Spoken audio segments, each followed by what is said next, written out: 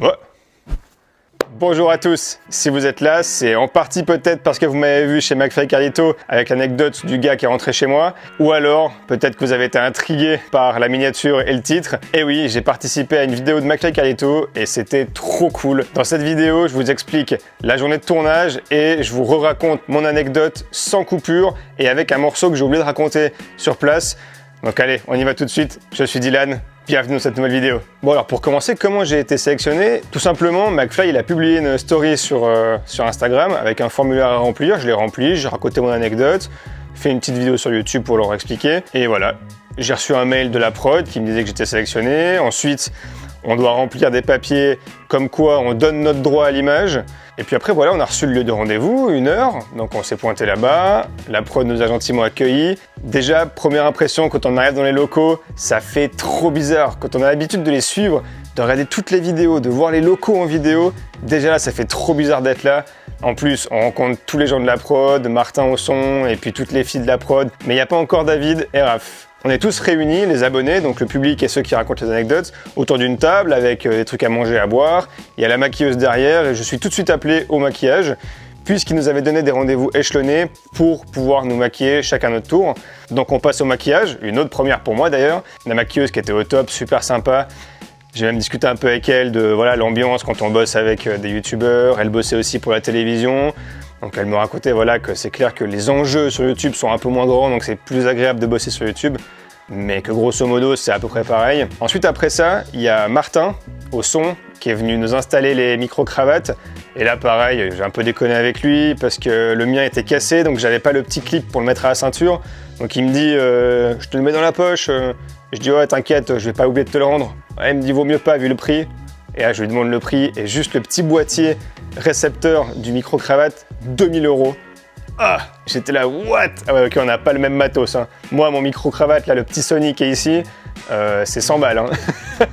Et ça fait déjà un son que je suis très content. Donc, c'est aussi pour ça la qualité audio-vidéo chez les gros vidéastes, c'est qu'ils ont des cams de fous furieux et des micros de fous furieux. Enfin bref. Et puis voilà, on était tous maquillés, bonne ambiance, on a tous fait connaissance déjà hors vidéo. Et puis après est venu le temps de nous mettre dans le vrai studio qu'on voit en vidéo. Et là, je peux vous dire déjà que le studio, il paraît tellement grand en vidéo. En vrai, il est beaucoup plus petit. Il est vraiment pas très large, il est beaucoup moins long. La cuisine, elle est rikiki. Et c'est vrai qu'en vidéo, on se rend pas compte. On a l'impression que c'est énorme. Et en fait, c'est pas si grand que ça. La pièce reste grande, je vous rassure. Mais en vidéo, ça paraît vraiment plus grand. Donc là, on rentre, tout le monde nous installe. Il y a Raph qui est là. David nous a dit bonjour avant. Super sympa. David, il a fait le tour de tout le monde. Raph, il était plus occupé sur la technique. Et c'est là que j'ai découvert un aspect de Raph que moi je connaissais pas trop, c'est que tu vois quand même le mec il est minutieux, il est derrière la technique, ça on le savait, il l'avait déjà dit, mais là de le voir de ses propres yeux, tu te rends compte à quel point il est impliqué dans les vidéos et à quel point il va soigner le moindre détail, à tel point qu'en fait il nous a modifié de place pour mettre plus de filles au centre de l'image et tout, donc vraiment super cool, il était super attentionné, et puis David avec sa bonne humeur, franchement trop cool. Bref, tout le monde s'assoit, il lance le rec des caméras, et là, ben, les garçons, David et Raph, rentrent, mais là avec, et en fait, ils sont comme vous voyez dans les vidéos. Rien n'est préparé, et là, ils rentrent, full bonne humeur, tout le monde applaudit, et voilà, ça démarre. Et c'est blague sur blague, on n'a pas arrêté de rigoler, mais là, c'est une pépite, elle est trop drôle, cette meuf. Ma copine Kim et moi, on avait la chance d'être le canapé juste derrière David, et il y avait Mela qui était juste en diagonale de nous, et à chaque fois qu'elle lançait une vanne, elle se retournait vers nous pour voir si on acquiesçait. C'était assez marrant, pas mal d'eye contact et ça fait vraiment plaisir quand tu es proche de gens que tu adores comme ça. Ça fait trop plaisir de pouvoir les avoir dans les yeux, discuter avec eux. C'est vraiment magique, c'était vraiment un moment magique. Et après, bah voilà, chacun passe pour ses anecdotes. Elles sont trop drôles, on est pliés de rire. Le premier qui passe, c'est Léonard avec l'anecdote du bourdon. Là, on n'en pouvait plus. En plus, comme il la raconte, c'est mort de rire. D'ailleurs, je vous mets en description les Instagram des autres participants avec qui on a discuté et avec qui le feeling est vraiment bien passé. Comme ça, vous pouvez aller checker leur réseau si ça vous intéresse. Et voilà, vient mon tour. Je monte sur scène pour raconter mon anecdote et je vous la raconte à vous ici aussi.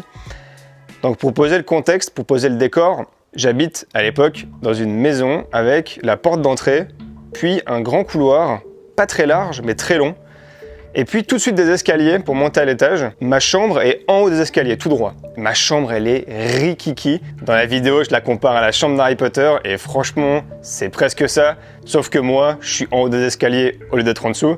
Mais ouais, c'est clairement ça, elle est vraiment toute petite. Ensuite, une fois que vous êtes devant ma chambre, à gauche, vous passez directement dans la cuisine. Puis le reste, on s'en fiche, c'est voilà, il y a le salon et d'autres pièces, peu important. Mais comme ça, vous avez la composition du début de la maison. À cette époque, on a un chien qui est extrêmement peureux. Elle aboie pour rien, mais elle est très gentille. Elle attaque personne, mais voilà, juste elle aboie pour le moindre bruit, le moindre truc. Et puis ensuite, l'histoire prend place un vendredi soir. Moi, j'ai 14 ans, c'était il y a 17 ans déjà. Je suis tout seul à la maison puisque mes parents sont divorcés. Mon père vit à quelques minutes de là dans la même ville. Ma mère est à un repas d'entreprise avec des collègues. Et mon frère est tout simplement chez sa copine. Je décide de me faire mon meilleur film à la télévision jusqu'à minuit, 1h du mat, le gueudin. Et là, je vais me coucher. Et puis, la porte d'entrée s'ouvre. Et là, je me dis, bah ça y est, c'est maman qui rentre, normal, c'est l'heure quoi. Mais ma mère avait pour habitude de lâcher ses clés sur le banc en bois qu'on avait à l'entrée. Et là, il n'y a pas de bruit de clé. Donc je me dis, ok, bizarre. Puis, j'entends des bruits de pas qui montent les escaliers. Sauf que ça monte avec les chaussures. Et là aussi, ma mère, moi, mon frère, on ne montait pas avec les chaussures, jamais. Donc là, bizarre, je me dis, c'est vraiment pas ma mère. Ça passe devant ma chambre, ça va à la cuisine, et là, j'entends que ça ouvre l'armoire où on a tous les ustensiles de cuisine, et j'entends des bruits de casserole. Cling, cling. Je sais plus si elle tombe ou pas, mais j'entends des bruits de casserole. Et je me dis, c'est trop bizarre, c'est quand même pas mon père, il vit plus là, il va pas venir chercher une casserole, et puis surtout pas à minuit. Et du coup, je décide d'ouvrir la porte, et je vous rappelle que j'ai la chambre d'Harry Potter, donc j'ouvre la porte depuis mon lit. Et là, dans mes souvenirs, je vois un mec énorme, 2 mètres de haut, une bûche le mec. Le gars, c'est Hagrid. Je me dis, oh là là là là là là, ça y est, je pars à Poudlard. Non, sans déconner, il y a une petite peur qui monte. Malheureusement, je fais l'erreur de fermer la porte un peu fort. Je dégaine mon téléphone portable de l'époque, qui est, pour ceux qui connaissent, un Samsung D500. Je vous mets une image ici. C'était un téléphone à l'époque qui coulissait, avec encore des touches. Et si vous faisiez 2 fois le bouton vert, ça rappelait le dernier numéro. Or, le dernier numéro que j'avais appelé, c'était mon père. Donc je fais 2 fois vert, ce qui est vachement plus rapide. Et j'ai le temps de dire à mon père, « Papa, il y a un mec à la maison. » Et là, la porte s'ouvre. Le gars est en face de moi. Super sympa. Le mec, il me fait « Salut petit, écoute, ta mère, elle a mon téléphone. Je sais pas où il est, faut que tu me le trouves. » Moi, en attendant, j'avais mis le téléphone dans le dos pour pas qu'il le voie. Mon père, il a entendu ça. Et du coup, moi, je me dis, ok, faut que je joue le jeu, là. Pas le choix. Ouais, t'inquiète, vas-y, je t'aide. Donc, je raccroche avec mon père. Je vais aider le gars. Je lui dis, écoute, voilà, au salon, là, fouille un peu les armoires, machin. Moi, je vais fouiller la chambre à ma mère. Ouais, ok, nickel. Donc, je me mets à fouiller la chambre à ma mère. Mais moi, je sais qu'elle a pas le téléphone. Je sais qu'il est pas là. Mais voilà, je fais genre. Je suis obligé. Et là, me vient un éclat de génie. Je me dis, attends, si il pense que c'est ma mère qui l'a, j'ai qu'à lui dire qu'on appelle ma mère, et puis comme ça, elle nous dira oui. Du coup, ça fait une pierre deux coups. Le gars, il croit que je l'aide, et je préviens ma mère. Franchement, banger. Donc, je lui propose ça. Le mec, il me dit, carrément, vas-y, fais-le. Donc, je dégaine le téléphone de la maison, j'appelle ma mère, et là, ma mère, elle est toujours avec ses collègues, et je lui dis qu'il y a un mec à la maison qui est là pour son téléphone. Elle panique totale. Je lui passe le gars. Elle dit au gars, non, j'ai pas votre téléphone, sortez de chez moi, vous vous êtes trompé, c'est pas ici. Et la dernière chose qu'elle entendra quand le gars me repasse le téléphone, c'est le mec qui dit « Maintenant, tu me trouves ce téléphone ou je sors mon gun. » Et là, c'est à ce moment-là que je comprends que je suis vraiment dans la merde, que le mec en face de moi, en fait, c'est pas Hagrid, mais c'est Voldemort. Et du coup, là, je passe en mode survie. Là, je passe en mode « Ok, faut plus rigoler. » Pendant ce temps-là, il y a le chien qui aboie, ça alerte les voisins qui appellent juste après. Je décroche et là, le mec en rajoute une couche en faisant « Si tu dis quelque chose, je te bute. » Avec ce geste-là. Et là, je dis aux voisins « Non, c'est bon, c'est un ami de la famille, désolé pour le chien. » Et je raccroche. Et là, après, ça part trop en steak. Le mec, il me dit « Je vais te buter, trouve-moi ce putain de téléphone ou t'es un homme mort, j'ai un flingue dans mon froc, ok, fais pas le malin !» Et du coup, là, je suis en mode survie, moi. Mais je suis en mode survie, cool. Le mec, je lui dis, mais vas-y, tranquille, assieds-toi, je te sers un café, je te fais un petit truc à manger, maman, elle va arriver, t'inquiète, et puis après, on trouve ton téléphone. Chill, pas besoin de s'énerver. Ça marche pas, le mec, il est ultra vénère. On arrive de nouveau à la cuisine, devant la table à manger, et là, sur la table, il y a le couteau à pain. Là, je pars en analyse, là. Je me dis, ok, je prends le couteau à pain, et d'un coup sec, je lui tranche la gorge. Mais non, là, je me rappelle que le couteau à pain qu'on a à l'époque, il coupe même pas du pain, mon pote. Il coupe même pas du beurre. Il est nul, ce couteau. Et puis même s'il couperait, le temps que je fasse le geste, le gars, il peut sortir son gun et il me bute 1000 fois. Et même si j'y arrive, je vous rappelle que j'ai 14 ans. Je peux pas tuer un gars, c'est pas possible. Donc j'abandonne l'idée. Le gars, il est toujours vénère. Trouve-moi ce putain de téléphone ou t'es mort. Et on recule. On arrive devant ma chambre, on descend les escaliers et on en arrive au morceau que j'ai oublié de dire dans la vidéo de McFly et Carlito. Donc on est en bas des escaliers, lui il est vers la porte d'entrée et moi je suis au pied des escaliers. Et là, il y a ma trotte freestyle, une grosse trotte en aluminium, bien lourde.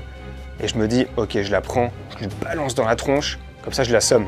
Mais non, je fais vite une trigonométrie là, une analyse, je triangule le truc là, Thalès et tout. Non, le couloir il est trop petit, la trotte elle passera jamais, j'aurai pas le temps, le gars il va me fusiller avant 1000 fois, je peux pas, c'est mort.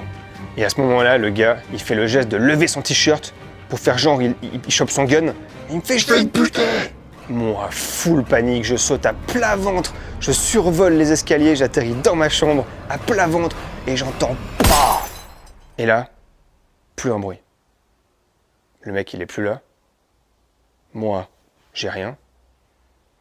Je me lève tranquillement, je regarde en bas, je vois la porte d'entrée qui est un peu entrouverte, et là, je sprint en bas, je ferme la porte d'entrée, je vais à la cave parce qu'on a une deuxième porte, donc je vais fermer la deuxième porte, et là, ça y est, je suis en sécurité. Maintenant, je vais vous raconter l'histoire du côté de mon père quand je l'ai appelé. Mon père, faut savoir qu'il venait de se faire opérer des épaules, donc il pouvait pas s'habiller tout seul. Donc quand je l'ai appelé, il était en slibard, il s'est levé, et il a été réveiller le voisin pour l'aider à s'habiller, et en plus de ça, le voisin l'a amené en voiture après, donc vraiment le voisin super cool, et mon père a réussi à arriver avant la police. Et d'ailleurs, sur le tournage, McFly dit « de la part d'un père, c'est normal ». Donc ouais, mon père a réussi à arriver avant la police. Et voilà, mon père me rassure, blabla. La police arrive. Et la police, là, c'est les experts Miami. Les mecs qui sont là. « Monsieur, vous êtes rentré avec les chaussures. Merde, on peut plus relever les empreintes de pas. Là, le mégot, il est à vous. Hop, pince à épiler. Hop, petit sac en plastique. » Ils prennent le mégot pour les analyses et compagnie. Ensuite, ma mère arrive, je donne ma déposition, on porte plainte. Et puis voilà, la soirée s'est finie comme ça. Ensuite, mon père est revenu manger le week-end, on a redébattu, rediscuté de l'histoire. Et puis le lundi, je vais à l'école. Je reviens à midi manger vers ma mère. Et là, ça sonne. Et on a l'habitude avec mon frère d'aller voir depuis la fenêtre, vu qu'on est au premier étage, qui c'est qui a sonné. J'ouvre la fenêtre, et là, c'est lui. Donc je dis « Maman !» C'est le mec. Ma mère, elle descend. Et là, il dit à ma mère, appelez votre fils, j'aimerais m'excuser de ce que j'ai fait, je suis vraiment désolé. Donc ma mère m'appelle. Et là, le gars me dit, je suis désolé petit, j'aurais pas dû faire ce que j'ai fait, j'avais bu. En fait, mon téléphone, il était dans la maison d'à côté. Donc j'ai failli mourir pour un téléphone qui était en fait dans la maison d'à côté. C'est incroyable. La suite à ça, ma mère a retiré la plainte, voyant qu'en fait, c'était pas des représailles, c'était rien contre nous, et qu'en plus, le gars est en apprentissage et ne voulait pas lui pourrir la vie. Donc ma mère a été vraiment super gentille. Et donc voilà comment l'histoire se finit. Si on en revient au tournage de chez McFly et Carlito, j'étais le dernier à passer, donc suite à ça, on est sorti. Mais la Bédia, elle a dû s'en aller parce qu'elle avait un autre tournage juste après, donc on n'a même pas eu trop le temps de discuter avec elle ou de prendre des photos. Mais en sortant, elle m'a quand même fait un gros check en me disant « Mais gars, elle est trop dingue ton histoire, vraiment, bravo pour comment t'as raconté ». Donc ça faisait vraiment trop plaisir d'avoir pu entendre ça d'elle. Puis après, on est passé un par un pour prendre les photos de nos visages pour les miniatures. Et là, il y avait juste Raph et le photographe. Raph, de nouveau, qui était vraiment en mode je mets à l'aise. Il me disait « Vas-y, fais ton meilleur sourire, ouais, t'es beau gosse, vas-y, ouais, encore, vas-y, souris un peu plus ». Donc vraiment, il était vraiment trop cool pour ça, il m'était vraiment à l'aise. Et pour ça, j'aimerais vraiment le remercier, parce qu'il a vraiment été super cool avec nous, il nous a vraiment mis à l'aise. Donc ouais, c'est vraiment une crème, Raph. David aussi, bien sûr, mais là, spécialement Raph sur ce tournage. Et puis après, voilà, on a pris une photo avec McFly et Carlito. Et puis après, on a dû s'en aller, puisqu'ils avaient un autre tournage de prévu. Ils nous ont dit avec qui, mais voilà, je préfère rien dire. D'ailleurs, on a eu des petites inside jokes, des anecdotes que je vais malheureusement pas raconter en vidéo parce que c'est vraiment des trucs qu'ils nous ont dit de pas dire et donc je veux pas le dire. Mais ouais, il y avait des trucs assez croustillants, c'était vraiment rigolo, on a vraiment trop rigolé. Et voilà, bête de tournage. Et j'en profite encore pour remercier toute la prod, Raph et David également bien sûr, mais toute la prod qui a été vraiment génialissime.